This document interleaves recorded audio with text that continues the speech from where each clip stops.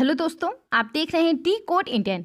जैसा कि आपको पता होगा कि साल 2017 में जब हमारे देश में जीएसटी लागू हुआ था तो उसके बाद समय समय पे जीएसटी काउंसिल की मीटिंग होती है और इस मीटिंग में डिसाइड किया जाता है कि देश में जो गुड्स हैं, जो सर्विसेज हैं, उनके ऊपर जो जीएसटी रेट है क्या उसको कम कर देना चाहिए, किस गुड्स के ऊपर जीएसटी रेट को बढ़ा देना चाहिए। तो इन सब चीज़ों के ऊपर डिस्कशन होता है। हाल ही में 17 सितंबर को 45वीं जीएसटी काउंसिल की मीटिंग हुई थी और यहाँ पे भी बहुत सारी चीज़ों के ऊपर डिस्कशन हुआ था, बहुत सारे फैसले लिए गए थे। तो इन सब के बारे में आज के इस वीडियो में हम बात करेंगे।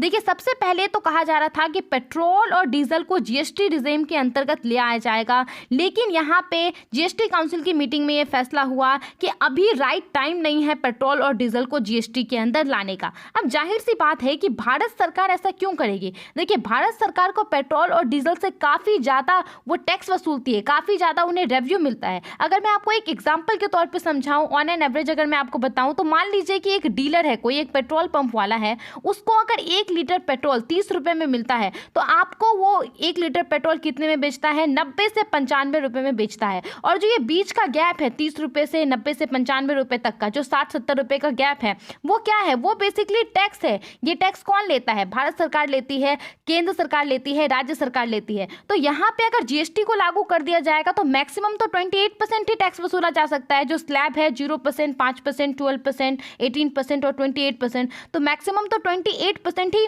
टैक्स वसूला जा सकता है। तो इसके वजह से यहाँ पे भारत सरकार जो है हमेशा से चाहती रही है कि जीएसटी के अंदर पेट्रोल डीजल को नहीं लाया जाए। देखिए, लेकिन उसके अलावा जो बायो डीजल होता है, ऑयल मार्केटिंग कंपनियों के द्वारा इसका इस्तेमाल किया जाता है, डीजल में इसको मिक्स करके बेचा जाता है, तो इसके ऊपर जो 12% का जीएसटी लगता था, इसको अभी कम करके 5% कर दिया गया है। इसके अलावा जीएसटी काउंसिल की मीटिंग में एक बड़ा फैसला ये लिया गया कि जो ऑनलाइन फूड डिलीवरी प्लेटफॉर्म है जैसे कि स्विगी और जोमेटो, शायद ही कोई ऐसा होगा जो इससे अवेयर नहीं होगा, तो इसको अब भारत सरकार को टैक्स देना पड़ेगा। देखिए, बेसिकली अभी क्या होता है कि अगर आपने कुछ स्विगी या फिर जोमेटो से ऑर्डर किया तो उसके ऊपर आपको 5% का टैक्स देना पड़ता है। मान लीजिए कि आपने कुछ 100 रुपये का लिया तो आपको 105 रुपीज़ पे करना पड़ता है। अब आपका जो ये टैक्स का पैसा रहता है, वो टैक्स का पैसा कहाँ जाता है? स्विगी और जोमेटो को आप तो पे करते हैं, लेकिन वो लोग क्या करते हैं, इस पैसे को दे देते हैं रेस्टोरेंट को, और रेस्टोरेंट का काम रहता है आपके इस पैसे को सरकार तक पहुंचाना। लेकिन यहाँ पे बहुत सारी रेस्टोरेंट क्या करती है, ये जो टैक्स का पैसा है वो अपने पास रख लेती है, भारत सरकार को नहीं देती है, जिसके वजह से रेवेन्यू लीकेज की बहुत बड़ी समस्या उत्पन्न हो रही थी। और इसी को देखते हुए भारत सरकार ने कहा है कि अब जोमेटो और स्विगी जैसे जो ऑनलाइन फूड डिलीवरी प्लेटफॉर्म है वो अपने पास ही टैक्स रखेंगे और अपने पास ही वो टैक्स कलेक्ट करके भारत सरकार को देंगे। इसके अलावा देखिए, एक जो बड़ा फैसला लिया गया है जिसके जीएसटी काउंसिल की मीटिंग के बाद जिसके ऊपर सबसे ज्यादा डिस्कशन हो रहा है, हम कह सकते हैं, वो है जीएसटी कंपनसेशन को लेकर के। आपको पता होगा कि केंद्र सरकार के द्वारा राज्य सरकार को जीएसटी कंपनसेशन दिया जाता है जिसका पीरियड 2022 में खत्म हो जाएगा। तो इसके ऊपर डिस्कशन हुआ कि क्या इसको बढ़ाया जाए, 2022 के भी बाद राज्यों को जीएसटी कंपनसेशन दिया जाए। तो डिस्कशन में ये सामने आया है कि ऐसा भारत सरकार नहीं करने वाली है, लेकिन at the same time Bharat सरकार जीएसटी कंपनसेशन सेस वसूलेगी। आई नो आपको ये थोड़ा सा कंफ्यूजिंग लगा होगा, तो चलिए समझते हैं इसको। देखिए, सबसे पहले तो जीएसटी कंपनसेशन होता क्या है। जब भारत में 2017 में जुलाई के महीने में जीएसटी को लागू किया गया तब इसे एक कंजम्पशन बेस्ड टैक्स बताया गया। यानी कि ये मैटर नहीं करता है कि कोई जो एक प्रोडक्ट है उसका प्रोडक्शन कहाँ पे हो रहा है, उसको कहाँ बनाया जा रहा है।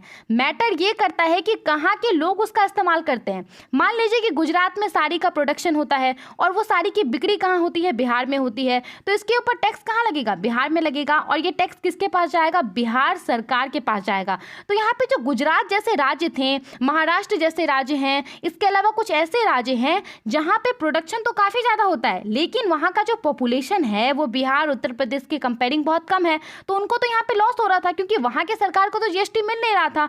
तो इसको देखते हुए यहाँ पे बहुत सारे राज्य जो है वो पीछे जा रहे थे कि उनको जीएसटी को अपनाना ही नहीं है। लेकिन फिर केंद्र सरकार ने कहा कि ऐसा आपको लॉस नहीं होगा, जो भी आपको लॉस होगा वो हम आपको पे करेंगे 5 साल तक। 2017 में लागू हुआ था तो कहा गया था कि जून 2022 तक जो है सारा रेवेन्यू लॉस हम आपको पे करेंगे, और यही क्या कहलाता है, जीएसटी कंपनसेशन कहलाता है।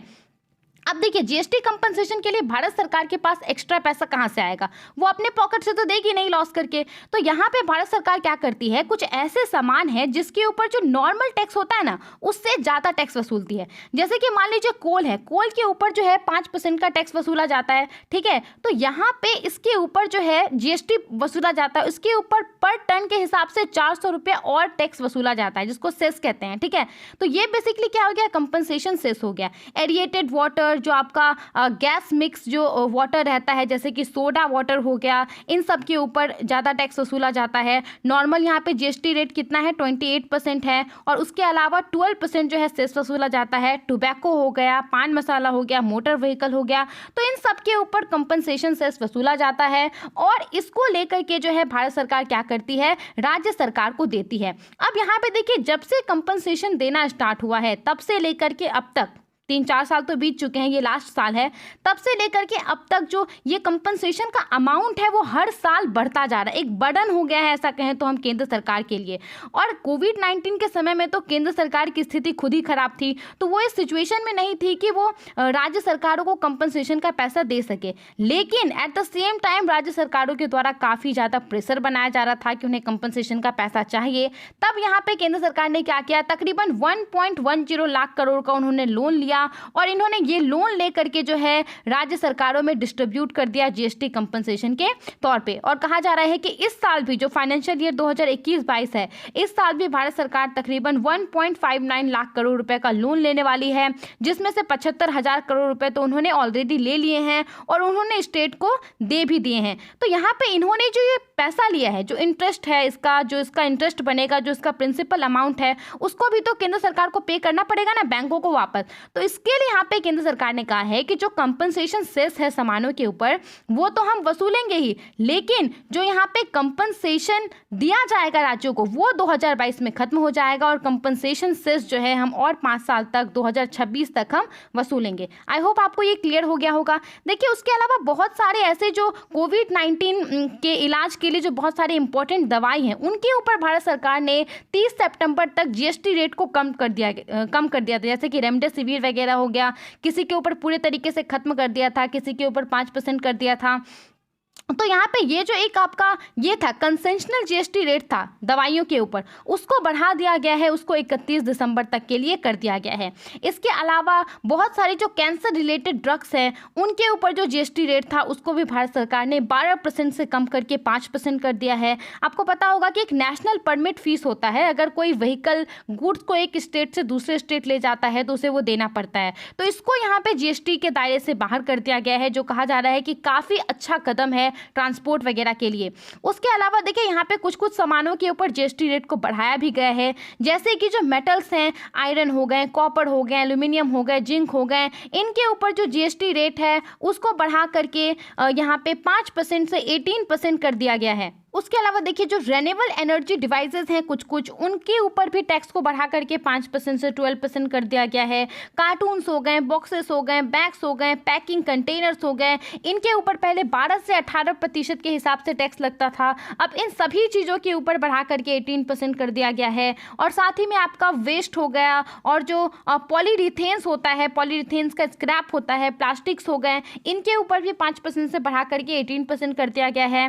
खास बात यह है कि जो पेन्स हैं हम और आप जो पेन का इस्तेमाल करते हैं उसके ऊपर पहले अलग अलग पेन के हिसाब से 12 से 18% के हिसाब से जीएसटी देना पड़ता था, तो इसको अभी सभी पेनों के लिए 18% कर दिया गया है। रेलवे पार्ट्स हो गए, लोकोमोटिव और अदर गुड्स हो गए, इनके ऊपर भी टैक्स को बढ़ा दिया गया है। तो आई होप आपको ये सारी चीज़ें समझ में आ गई होंगी। आप इन सारे फैसलों के बारे में क्या सोचते हैं, हमें अपना ओपिनियन जरूर बताइए।